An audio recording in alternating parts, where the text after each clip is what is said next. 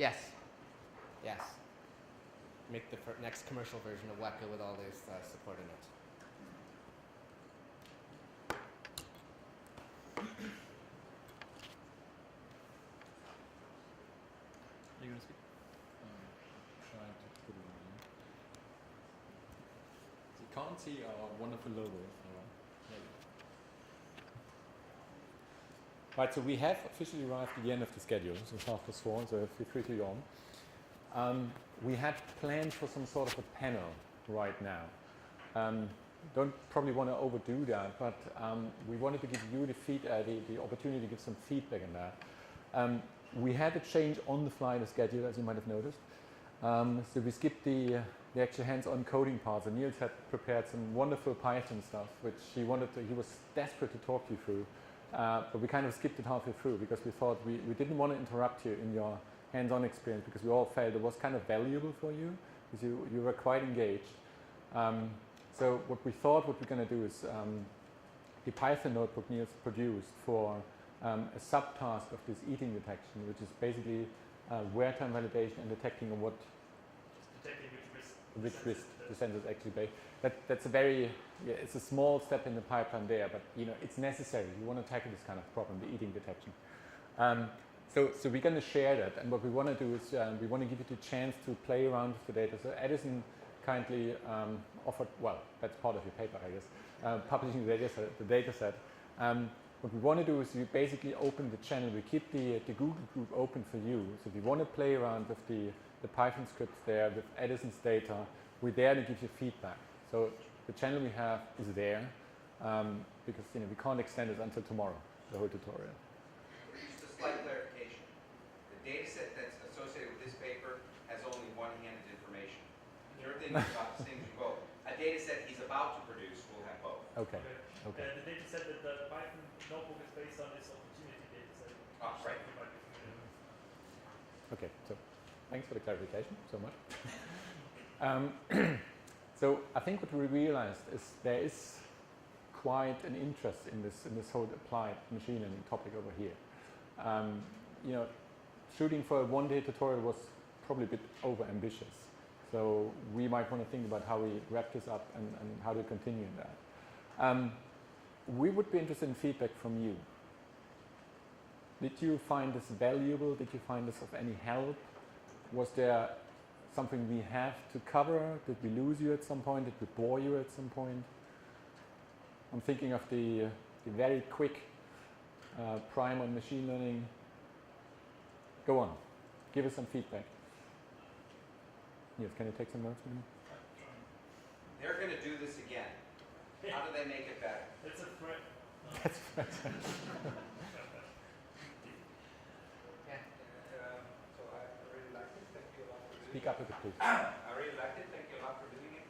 I felt after the group session, the discussion in the whole group didn't add a lot to what we did before in the group. So Okay. it might have been interesting to, instead of discuss it as a whole group again, maybe see what you guys prepared yesterday and also what did you come up with? What did you decide? Why did you do it? So that would have been maybe really interesting to see what you have done to compare with what we talked about. I couldn't agree more.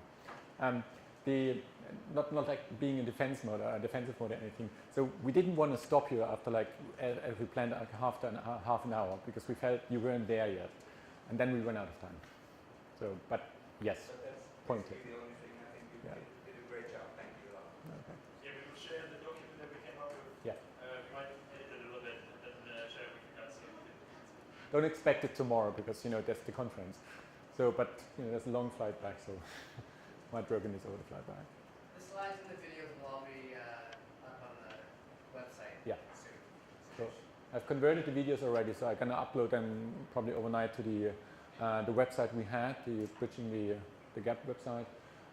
There's another one right now, so that's a positive feedback loop right now.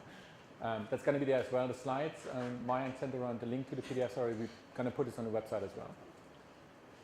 I was talking to Mayank at one of the breaks about, I'd be interested to hear whether you think the hands-on exercise, had it been done earlier, would it have helped the discussions? I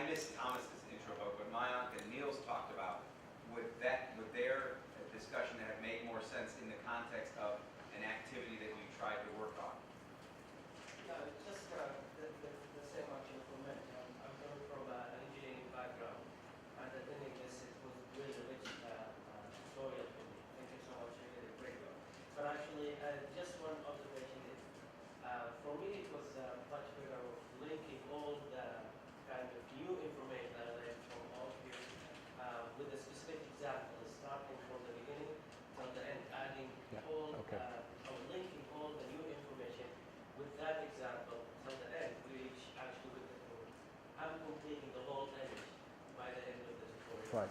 Right. But in general, thank you so much. It was really rich for a while. How would you feel about that? I think it's a great suggestion. We would need to make a decision about what is this example. So we necessarily cut out, let's say, location. You know, I briefly only touched upon location.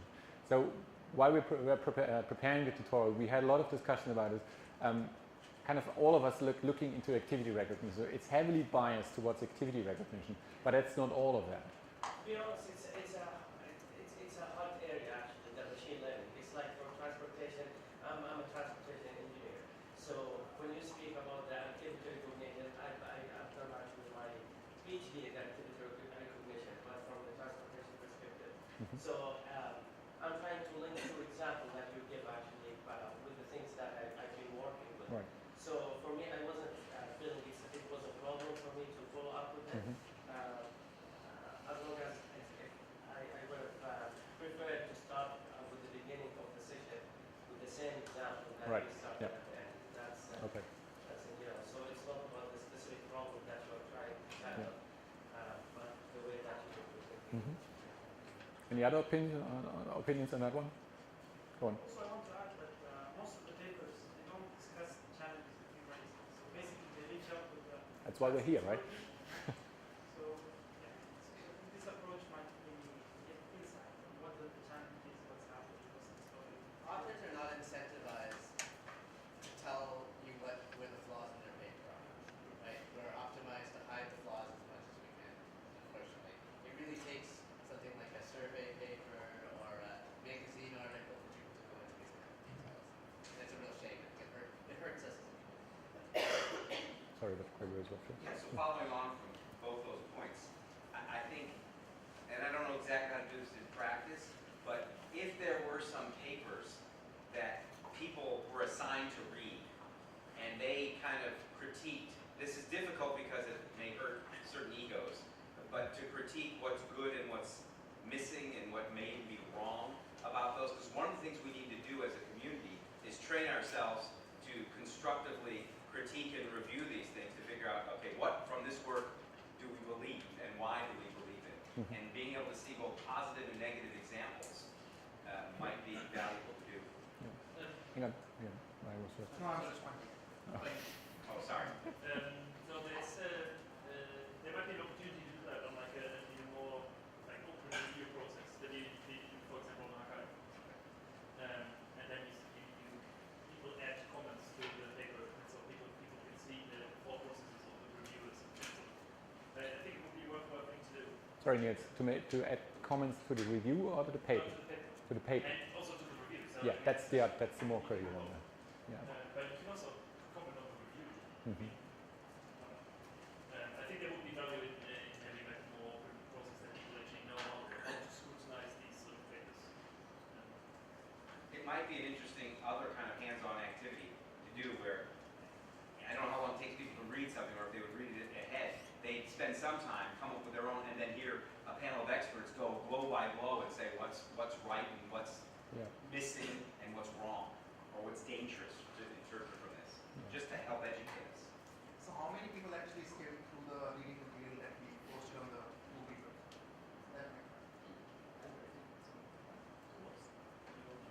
Sorry, can you repeat?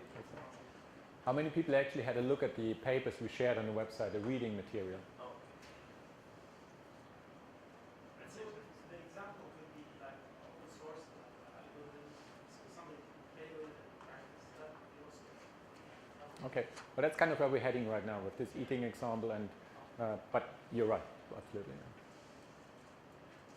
What else?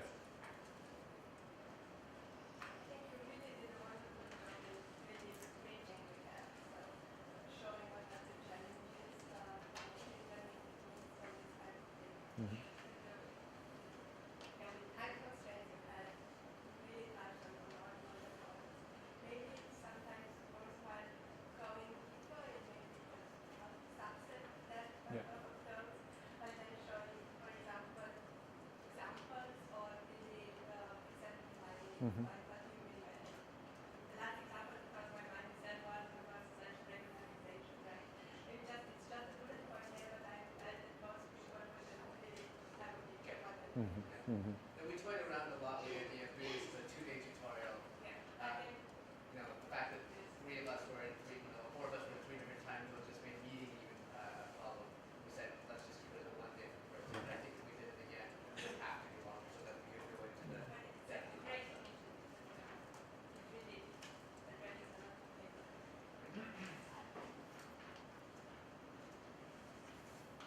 That's about it?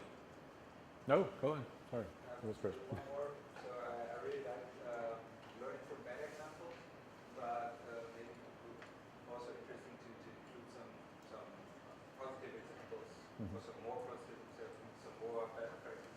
How, for examples, why someone decided to do it this way, this case, Yeah. why it was a good idea. Yeah. And yeah, so it's nice to know what pitfalls to avoid, but in some sense I know what not to do, but I'm kind of fuzzy still. I think you're right. So the promises and pitfalls, I think we focus more on the pitfalls. And you mentioned it quite nicely. So we kind of pointed towards the direction. So there are problems, but what are solutions? Yes. Yeah. So